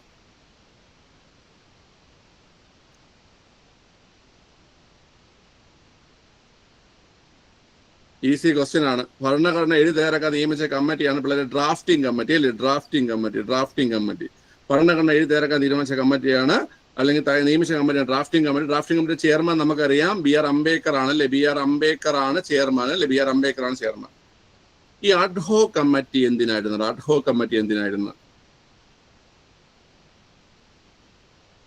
കമ്മിറ്റി നമ്മുടെ ദേശീയ പതാക ആയിട്ട് ത്രിവർണ പതാകയെ തിരഞ്ഞെടുക്കുന്നതിന് വേണ്ടിയിട്ട്, ദേശീയ പതാകയായിട്ട് ത്രിവർണ പതാകയെ തിരഞ്ഞെടുക്കുന്നതിന് വേണ്ടിയിട്ടുള്ള ഒരു കമ്മിറ്റിയാണ് അഡ്ഹോ കമ്മിറ്റി. ഈ അഡ്ഹോ കമ്മിറ്റിയുടെ ചെയർമാൻ ആരായിരുന്നു? അവിടെ അഡ്ഹോ കമ്മിറ്റിയുടെ chairman doctor Rajendra Prasad. Doctor Rajendra Prasad. നിങ്ങൾ ഇങ്ങനെ പഠിച്ചാൽ മതി. ദേശീയ പതാക അഡ്ഹോ കമ്മിറ്റിയുടെ ചെയർമാൻ ഡോക്ടർ രാജേന്ദ്ര പ്രസാദ് ആണ്. ദേശീയ പതാക അഡ്ഹോ കമ്മിറ്റിയുടെ ചെയർമാൻ ഡോക്ടർ രാജേന്ദ്ര പ്രസാദ് ആണ്. ഈ കമ്മിറ്റി 1947 ജൂലൈയിലാണ് നിലവിൽ വന്നത്. 1947 ജൂലൈയിലാണ് നിലവിൽ വന്നത്. ഈ കമ്മിറ്റി എപ്പോഴാണ്, അല്ലെങ്കിൽ ഈ നമ്മുടെ ദേശീയ പതാകയായിട്ട് ത്രിവർണ്ണ പതാകയെ സെലക്ട് ചെയ്ത തീയതി നമുക്ക് ചോദിക്കുന്നതാണ്. 1947 ജൂലൈ 22-നാണ്. 47 ജൂലൈ 22. ഇമ്പോർട്ടൻറ്റ് ചോദ്യമാണ്. നമ്മുടെ ദേശീയ പതാകയായി ത്രിവർണ്ണ പതാകയെ സെലക്ട് ചെയ്തത് 1947 ജൂലൈ 22. ദേശീയ പതാക അഡ്ഹോ കമ്മിറ്റിയിലെ ചെയർമാൻ ഡോക്ടർ രാജേന്ദ്ര പ്രസാദ്. ദേശീയ പതാക ad hoc committee chairman doctor Rajendra Prasad. Order of business committee, constituent അസംബ്ലിയിലെ മറ്റൊരു പ്രധാനപ്പെട്ട കമ്മിറ്റിയാണ് ഓർഡർ ഓഫ് ബിസിനസ് കമ്മിറ്റി. ആരാണ് ഓർഡർ ഓഫ് ബിസിനസ് കമ്മിറ്റിയുടെ ചെയർമാൻ? ആരാണ്? രാജേന്ദ്ര പ്രസാദ് അല്ല, KM Munshi. Order of business കമ്മിറ്റിയുടെ chairman KM Munshi. തെറ്റിക്കരുത്.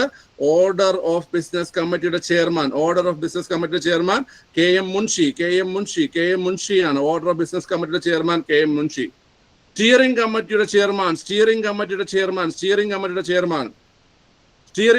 Chairman doctor Rajendra Prasad.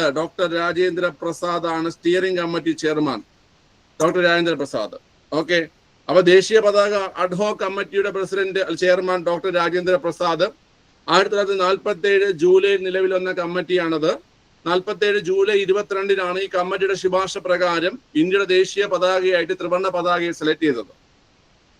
Order of business committee KM Munshi. ഞാനൊരു എളുപ്പവഴി പറഞ്ഞുതരാം ഓർത്തിരിക്കാനായിട്ട്. ബിസിനസ് നടത്തി പൊട്ടിക്കഴിഞ്ഞാൽ നമ്മളൊരു വാക്ക് ചില ആൾക്കാർ പറയും, ഞാൻ ആ ബിസിനസ് നടത്തിയിട്ട് അങ്ങനെ ആയിപ്പോയി എന്ന് പറയും. നിങ്ങൾ പറയാൻ കഴിയത്തില്ല, നിങ്ങൾ കേട്ടിട്ടുണ്ടാവും കേട്ടാ, സിനിമയിലൊക്കെ പറയുന്ന ഒരു വാക്കാണ്.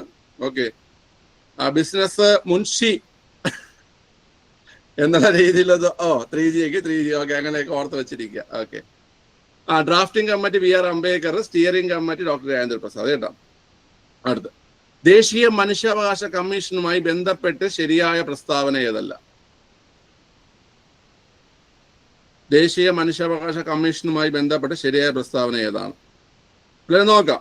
1993 ഒക്ടോബർ 12 നിലയിൽ വന്നു. ശരിയാണോ? 93 ഒക്ടോബർ 12 നിലയിൽ വന്നു.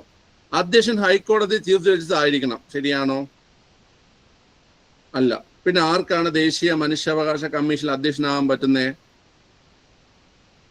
സുപ്രീം കോടതി ചീഫ് ജസ്റ്റിസിനാകാം. വിരമിച്ച ആൾക്കാകാൻ പറ്റുമോ? സുപ്രീം കോടതി ചീഫ് ജസ്റ്റിസിന് അധ്യക്ഷനാകാം. അതുപോലെ തന്നെ റിട്ടയർഡ് സുപ്രീം കോടതി ചീഫ് ജസ്റ്റിസിനും ആകാം. സുപ്രീം കോടതി ചീഫ് ജസ്റ്റിസിനും റിട്ടയർഡ് സുപ്രീം കോടതി ചീഫ് ജസ്റ്റിസിനും ദേശീയ മനുഷ്യാവകാശ കമ്മീഷന്റെ ചെയർമാനാകാം. അതുപോലെ തന്നെ സുപ്രീം കോടതി ജഡ്ജിക്കും റിട്ടയർഡ് സുപ്രീം കോടതി ജഡ്ജിക്കും ആകാം. മനസ്സിലായ? സുപ്രീം കോടതി ചീഫ് ജസ്റ്റിസിന് കേട്ടോ, അതുപോലെ റിട്ടയർഡ് സുപ്രീം കോടതി ചീഫ് ജസ്റ്റിസിന് റിട്ടയർഡ് ജഡ്ജി, റിട്ടയർഡ് സുപ്രീം കോടതി chief justice, retired judge. Okay, clear ആണല്ലോ? ഓർത്തിരിക്കുക. ചെയർമാനെ നിയമിക്കുന്നത് ആരാണ്? ചെയർമാനെ നിയമിക്കുന്നത് രാഷ്ട്രപതിയാണ്. ചെയർമാനെ നിയമിക്കുന്നത് രാഷ്ട്രപതിയാണ്. ഓക്കെ, അതായത് 1, 3 ശരി. Option B. അടുത്ത ക്വസ്റ്റ്യൻ, സാംസ്കാരികവും വിദ്യാഭ്യാസപരവുമായ അവകാശം ഏത് ഭരണഘടനാ വകുപ്പുകളിൽ പെടുന്നു? ഈസി ക്വസ്റ്റ്യൻ ആണ്. സാംസ്കാരികവും വിദ്യാഭ്യാസപരവുമായ അവകാശം ഏത് ഭരണഘടനാ വകുപ്പിൽ പെടുന്നുടാ? അനുച്ഛേദം 29-30. അനുച്ഛേദം 29-30 ഓപ്ഷൻ ഡി ആണ്. സാംസ്കാരിക വിദ്യാഭ്യാസപരവുമായ അവകാശം 29-30. ഓക്കെ, പെട്ടെന്ന് പറഞ്ഞേ. 19-22 എന്താ? 1922 സ്വാതന്ത്ര്യത്തിനുള്ള അവകാശം. 1922 സ്വാതന്ത്ര്യത്തിനുള്ള അവകാശം. 23-24 ചൂഷണത്തിനെതിരെയുള്ള അവകാശം. ചൂഷണത്തിനെതിരെയുള്ള അവകാശം. 22-23 ചൂഷണത്തിനെതിരെയുള്ള അവകാശം. 25-28 മതസ്വാതന്ത്ര്യം. 25-28 സ്വാതന്ത്ര്യം. 29-30 സാംസ്കാരികവും വിദ്യാഭ്യാസപരവുമായ അവകാശം. ഓക്കെ, കൊള്ളാം. അടുത്ത, ഇന്ത്യൻ ഭരണഘടനാ നിർമ്മാണ സഭയിൽ തിരുവിതാംകൂറിനെ പ്രതിനിധീകരിച്ച വനിതയാര്? ഇന്ത്യൻ ഭരണഘടനാ നിർമ്മാണ സഭയിൽ തിരുവിതാംകൂറിനെ പ്രതിനിധീകരിച്ച വനിതയാണ് ആനി മസ്കരീൻ. ഓക്കെ. അമ്മു സ്വാമിനാഥൻ എവിടത്തേക്ക് വേണ്ടിയാ പോയത്? അമ്മു സ്വാമിനാഥൻ ആതിര മൈക്ക് ഓണാണേ. ആതിര മ്യൂട്ട് ചെയ്യണേ. Okay. Ammu Swaminathan Madras. Okay. Dakshayani Velayudhan Madras. Anna Chandy constituent അസംബ്ലിയിൽ അംഗമായിരുന്നു. അന്നാചാണ്ടി കോൺസ്റ്റിറ്റ്യൂന്റ് അസംബ്ലിയിൽ അംഗമല്ല. ഓക്കെ. അപ്പൊ 3 പേരാണ് കേരളത്തിൽ നിന്ന് പോയത്. അമ്മു സ്വാമിനാഥൻ മദ്രാസ്, ആനി മസ്കരീൻ തിരുവിതാംകൂർ, ദാക്ഷായണി വേലായുധന് മദ്രാസ്. ഓക്കെ. ദാക്ഷായണി വേലായുധന്റെ ഒരു പ്രത്യേകതയുണ്ട്. എന്താണെന്ന് അറിയാവോ? ദളിത് വനിതയാണ് അല്ലെ? ദളിത് വനിത, കോൺസ്റ്റിറ്റ്യൂന്റ് അസംബ്ലിയിലെ ദളിത് വനിത. ഓക്കെ. അടുത്ത്, വിവരാവകാശ നിയമവുമായി ബന്ധപ്പെട്ട തെറ്റായ പ്രസ്താവനകൾ തിരഞ്ഞെടുക്കുക. 1 ചെയ്തേടാം. വിവരാവകാശ നിയമപ്രകാരം വിവരം ലഭ്യമാക്കാൻ അപേക്ഷ സമർപ്പിച്ച ആദ്യ വ്യക്തിയാണ് ഷാഹിദ് റാസ ബർണയാണോ ആദ്യത്തെ വ്യക്തി? വിവരാവകാശ നിയമപ്രകാരം അപേക്ഷ സമർപ്പിച്ച ആദ്യത്തെ വ്യക്തിയുടെ പേര് ഷാഹിദ് റാസ ബർണ. ശരിയാണ്. ജനാധിപത്യത്തിന്റെ സൂര്യ തേജസ് എന്നറിയപ്പെടുന്ന നിയമമാണ് വിവരാവകാശ നിയമം. അതും ശരിയാണ്. ഓക്കെ. നമുക്ക് തെറ്റായ പ്രസ്താവനയാണ് വേണ്ടത്. തെറ്റായതാണ് വേണ്ടത്. 2ാം അപ്പീൽ സമർപ്പിക്കേണ്ടത് 45 ദിവസത്തിനകമാണ്. ശരിയോ തെറ്റോ? 2ാം അപ്പീൽ സമർപ്പിക്കേണ്ടത് 45 ദിവസത്തിനകമാണ്. ഒന്ന് ആലോചിച്ച് നോക്കിയേ. 45 ദിവസമാണോ 2ാം അപ്പീല്? അല്ല. എത്ര ദിവസമാടാ? ഒന്ന് പറഞ്ഞ എത്ര ദിവസമാ? 30? 90? തെറ്റിക്കല്ലേ പിള്ളേരെ. 90 ദിവസത്തിനകം.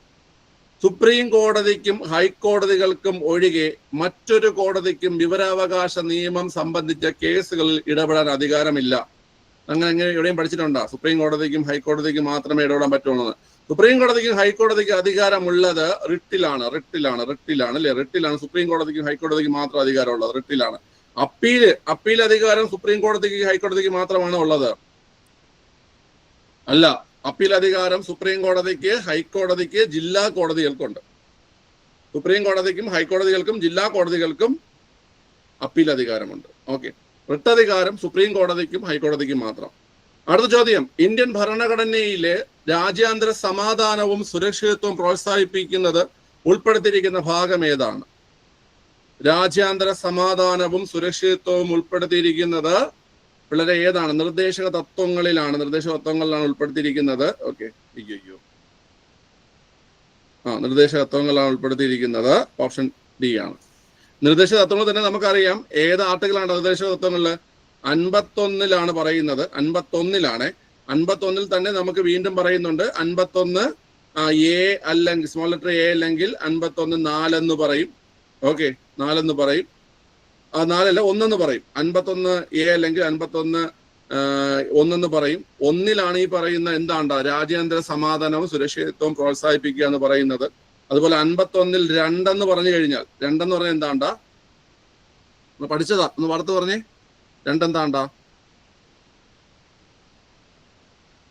രാഷ്ട്രങ്ങൾ തമ്മില് ബഹുമാന്യവും നീതിയുക്തവുമായ ബന്ധം പുലർത്തുക.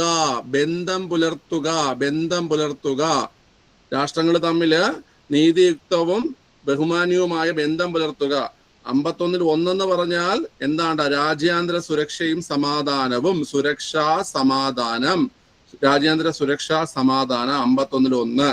51 2 ബന്ധം പുലർത്തുക എന്ന് വെച്ച് കഴിഞ്ഞാല് നീതിയുക്തവും ബഹുമാനിയുമായ ബന്ധം പുലർത്തുക. 51 3 എന്ന് പറഞ്ഞാൽ എന്താണ്ടാ? അന്താരാഷ്ട്ര നിയമങ്ങളെ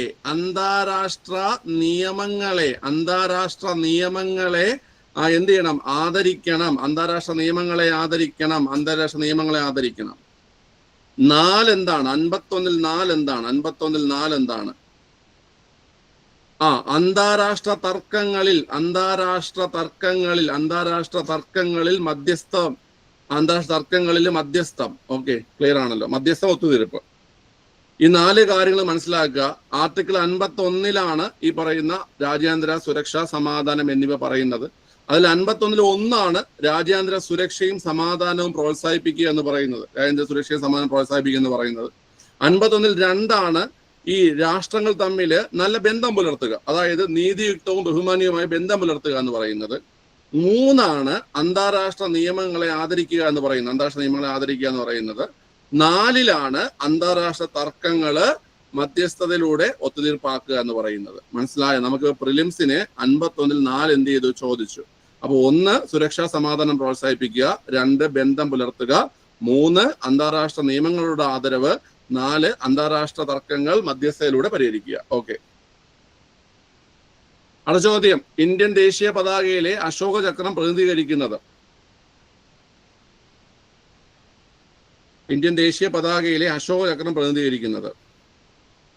ഈസി ക്വസ്റ്റ്യൻ ആണ്. ഇന്ത്യൻ ദേശീയ പതാകയിലെ അശോക ചക്രം പ്രതിനിധീകരിക്കുന്നത് പുരോഗതി, ചലനാത്മകത. ഓക്കെ, എവിടെ പേന? പുരോഗതി, ചലനാത്മകതയാണ് പ്രതിനിധീകരിക്കുന്നത്. ഈ നമ്മുടെ ദേശീയ പതാകയിലെ നിറങ്ങളെ വ്യാഖ്യാനിച്ചാണെന്നറിയാവോ? ഒരു പ്രധാനപ്പെട്ട വ്യക്തിയാ. നമ്മുടെ 2ാമത്തെ രാഷ്ട്രപതിയായിട്ടുള്ള, ആദ്യത്തെ ഉപരാഷ്ട്രപതിയായിട്ടുള്ള എസ് രാധാകൃഷ്ണനാണ് നമ്മുടെ ഈ ദേശീയ പതാകയിലെ നിറങ്ങളെ വ്യാഖ്യാനിച്ചത്. ഇതിൽ ധൈര്യം, ത്യാഗം ഏത് നിറമാണ്?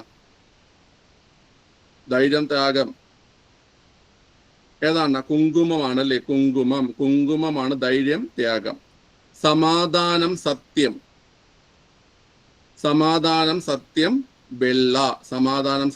വെള്ള.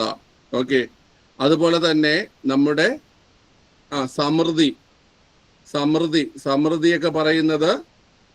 സമൃദ്ധിയൊക്കെ പറയുന്നത് പച്ച.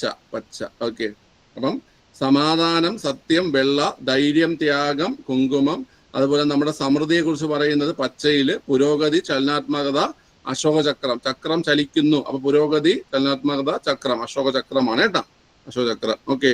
അപ്പം സമാധാനം, സത്യം, വെള്ള, ധൈര്യം, ത്യാഗം, കുങ്കുമം, സമൃദ്ധി, പച്ച. ഓക്കെ. അപ്പം വെള്ളയിൽ വന്നാലേ സമാധാനം, സത്യം കിട്ടുള്ളൂ. പണ്ടൊരു സംഭവം, ഒരു പ്രസംഗം നിങ്ങൾ കേട്ടിട്ടുണ്ടോ?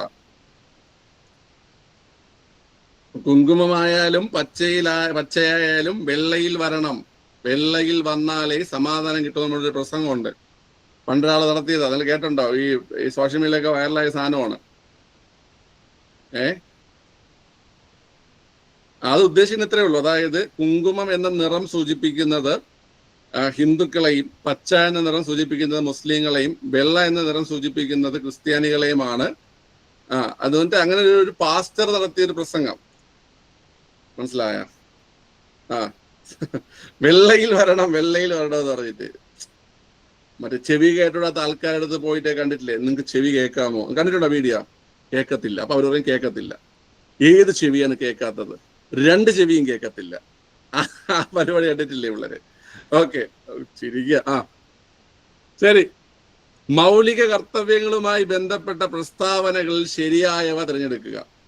മൗലിക കർത്തവ്യങ്ങൾ ഭരണഘടനയിലെ ഭാഗം 4A അനുച്ഛേദം 51A പ്രതിപാദിക്കുന്നു. ഫണ്ടമെന്റൽ ഡ്യൂട്ടീസ് ഭരണഘടനയിലെ ഭാഗം 4A അനുച്ഛേദം 51A പ്രതിപാദിക്കുന്നു. ശരി.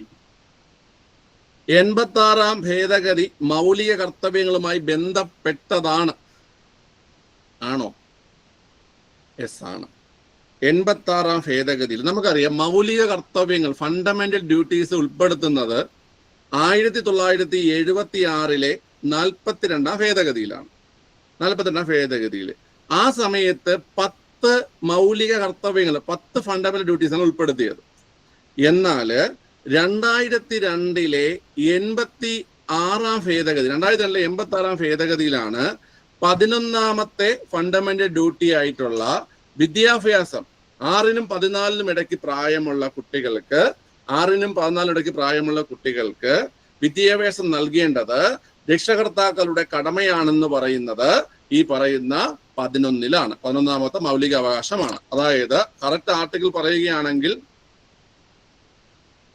51 51 51 കെ കുട്ടികൾക്ക് വിദ്യാഭ്യാസം നൽകുക കേട്ടോ.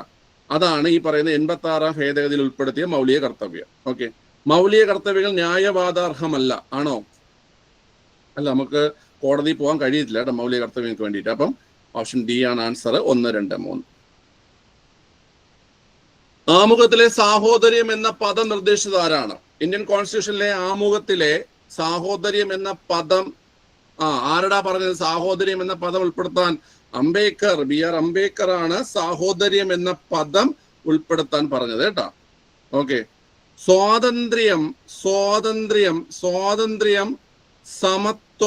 സമത്വം, സാഹോദര്യം എവിടെ നിന്നാണ് നമ്മൾ കടമെടുത്തിരിക്കുന്നത്? സ്വാതന്ത്ര്യം, സമത്വം, സാഹോദര്യം ഫ്രാൻസ്. സാമൂഹ്യ നീതി, രാഷ്ട്രീയ നീതി, സാമ്പത്തിക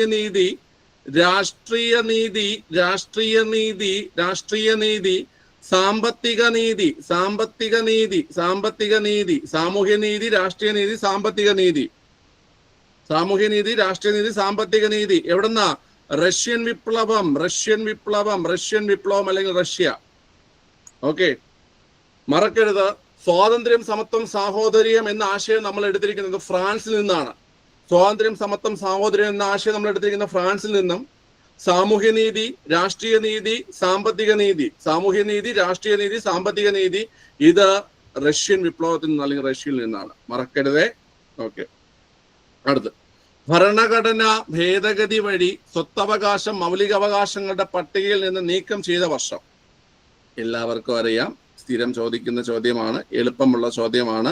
1978 44ാം ഭേദഗതി. ഓക്കെ, അപ്പോൾ ഇനി നമ്മൾ പോകാൻ പോകുന്നത് മലയാള ചോദ്യങ്ങളിലേക്കാണ്. 10 മലയാള പ്രീവിയസ് ചോദ്യങ്ങൾ കേട്ടോ. മലയാളവും ഇംഗ്ലീഷും മാറി തിരിഞ്ഞ് വരും. നമ്മളിപ്പോൾ 40 ദിവസം ചെയ്തുകൊണ്ടിരുന്നത് നമ്മൾ ഇനി മുതൽ 40 + 10 50 ചോദ്യമൊക്കെ മാറി.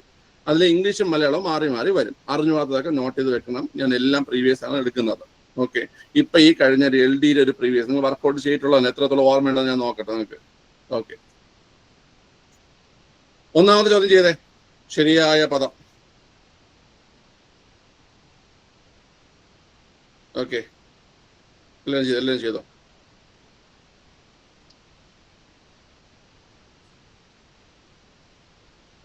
വളരെ ഏതാ? ഉദ്ഘാടനം. ഏതാണ്? ഓപ്ഷൻ ഡി ആണ് ശരിയായ പദം കേട്ടോ. ശരിയായ പദം ഓപ്ഷൻ ഡി ആണ്. ഓക്കെ, അടുത്ത് ഭാഗികം. വിപരീത പദം ഏത്? ഭാഗികം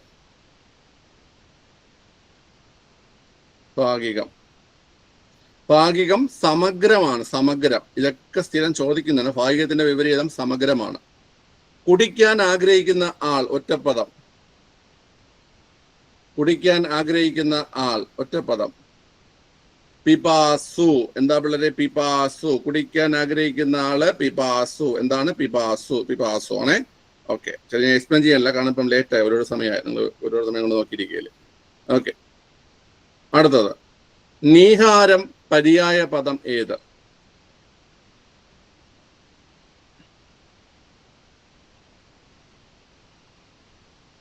നീഹാരം പര്യായ പദം പറഞ്ഞടാ. നീഹാരം ഏതാ? നീഹാരം എന്ന് പറഞ്ഞാൽ മഞ്ഞാണ് അല്ലേ പിള്ളേര്? മഞ്ഞാണ് കേട്ടോ. മഞ്ഞ് എവിടെ? മഞ്ഞാണ്. നീഹാരം എന്നാൽ മഞ്ഞാണ്. മഞ്ഞ്. ഓക്കെ, താഴെ പറയുന്നത് ശരിയായ സ്ത്രീലിംഗ പുല്ലിംഗ ജോഡി. പിള്ളേരെ ഇത് PSC ക്യാൻസൽ ചെയ്തു. എന്ന് വെച്ച് കഴിഞ്ഞാൽ ക്യാൻസൽ ആവാനുള്ള കാര്യം എന്തെന്നറിയോ നിങ്ങൾക്ക്? നമ്മൾ ഈ ധീരൻ ബാക്കി ഏകാഗിന് ശരിയാണ്. പക്ഷിന് ശരിയാണ്. തമ്പി തങ്കച്ചി ശരിയാണ്. മനസ്സിലായ? ധീരൻ ധീര കേട്ടാ. ധീരയ്ക്ക് സ്ത്രീലിംഗ അർത്ഥം മാത്രമല്ല വരുന്നത് കേട്ടാ. മനസ്സിന് ഉറപ്പുണ്ടാവുക, അതായത് മനസ്സിന് ഉറപ്പുണ്ടാവുക എന്നതൊരു അർത്ഥം കൂടെ എന്ത് ചെയ്യുന്നുണ്ട്? ധീരയ്ക്ക് വരുന്നുണ്ട്.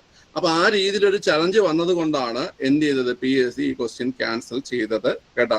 അപ്പൊ ധീരൻ ധീര. അപ്പൊ ധീര എന്ന വാക്ക് ഒരു സ്ത്രീലിംഗ പദം മാത്രമല്ല, ഈ പറയുന്ന മനസ്സിന് ഉറപ്പുള്ള എന്ന അർത്ഥം കൂടി എന്ത് ചെയ്യുന്നുണ്ട്, ധീരയ്ക്ക് വരുന്നത് കൊണ്ട് എന്ത് ചെയ്തു, ഈ ക്വസ്റ്റ്യൻ ക്യാൻസൽ ചെയ്തു. ഓക്കെ, ധീരന്റെ എതിർലിംഗം ധീര തന്നെയാണ്, മനസ്സിലായില്ലേ? പക്ഷെ ഇങ്ങനെ ഒരു കാര്യം കൂടെ ഉള്ളത് കൊണ്ട് അതിന് വേറെ അർത്ഥം കൊണ്ട് വേണമെന്ന് പറഞ്ഞാണ് ക്യാൻസൽ ചെയ്തത്. ഓക്കെ, നമ്മുടെ ക്യാൻസലേഷൻ നമുക്കൊന്നും പറയാൻ പറ്റത്തില്ലല്ലോ. ഓക്കെ, ഇപ്പൊ കഴിയും. ലെഫ്റ്റ് ആയിക്കോ. കലാശക്കൊട്ട് ശൈലിയുടെ അർത്ഥം എന്താണ്? കലാശക്കൊട്ട് ശൈലിയുടെ അർത്ഥം എന്താണ്? അപ്പോൾ കലാശക്കൊട്ട് എന്ന ശൈലിയുടെ അർത്ഥം അവസാനത്തെ പ്രവൃത്തി എന്നാണ്, അല്ലെ? അവസാനത്തെ പ്രവൃത്തി എന്നാണ് കലാശക്കൊട്ട് എന്നതിന് അർത്ഥം. പ്രൊസീഡിങ്സ് ശരിയായ മലയാള പരിഭാഷ ഏത്? പ്രൊസീഡിങ്സ് നടപടിക്രമമാണ്, നടപടിക്രമമാണ്. ഓക്കെ, പ്രൊസീഡിങ്സ് നടപടിക്രമം. അടുത്ത് വീണ്ടും കയറി വന്നു. അത് ചെയ്യണ്ടേ? 97 മറ്റേ ക്വസ്റ്റ്യൻ തന്നെ. അടുത്ത ഈ ക്വസ്റ്റ്യൻ, വാഗ്മയം ചേർത്തെഴുതുക. വാഗ്മയം